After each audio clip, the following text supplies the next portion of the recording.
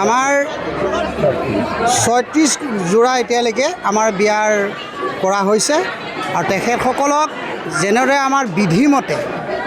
বিধিমতে যেনেদৰে আমি তেওঁলোকক সংস্কাৰ কৰিব লাগে তেনেদৰে আমি হাতত গৈ আইসকলৰ দ্বাৰা যুৱকসকলৰ দ্বাৰা ভকতসকলৰ দ্বাৰা যিখিনি কাৰ্যসূচী আমাৰ আছে আমাৰ নীতিগত আছে শাস্ত্ৰত সেইমতে আমি তেওঁলোক ব্যৱস্থা কৰি আজি ৩৫ হালক বিবাহ কৰাইছোঁ আৰু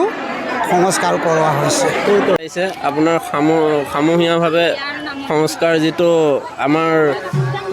নতুন গাঁও নিবাসী গোটেই বিষয়ববীয়াসকলে আয়োজক সমিতিসকলক ধন্যবাদ জ্ঞাপন কৰিছোঁ আৰু এনেকুৱা এটা